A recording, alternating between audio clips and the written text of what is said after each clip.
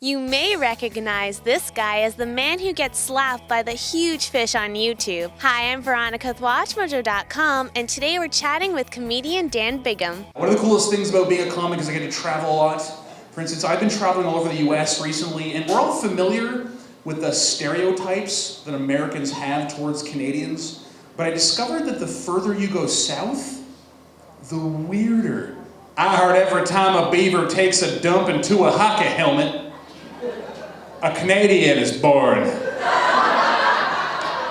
I love how you first began in comedy. You were at a Just for Laughs festival as a busboy when you decided to go up on stage. Can you tell us about that? I thought I wanted to get into public relations. So I started off with this event planning company. They really started me at the bottom as a busboy at this party. But they said it was for Just for Laughs, so I knew I wanted to be around comedians. A friend of mine who I went to college with like 10 years earlier, another comedian, Claire Brasso. He used to do this thing where he would bang all these chicks and then pretend that he didn't. It's hilarious. Got me every time with that one. I was too embarrassed to even go over and say hi. And I just felt like I was on the wrong path. 2 weeks later, I was on stage for the first time. For some strange reason, though, whenever I tell guys that my girlfriend is a horseback rider, they're always saying shit to me like,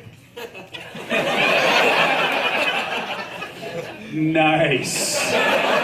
What does it take to go from the audience to underneath the spotlight? Basically, carrying a notepad or some sort of voice recorder for me was the most important thing. Kind of rehearse it at home, just talk it out loud. Often I'm talking in public too, but I'll pull out my cell phone and pretend like I'm talking to another human being so I don't look insane. What can people expect from one of your shows? My show is kind of bizarre. Like because I grew up watching so much comedy that I almost felt like everything's already been done before. Like all the relationship jokes and the women are different from men, cats are different from dogs, all that stuff had already been done. So I find the weird angles. Trojan condoms. If the Greeks penetrate you, it's gonna burn.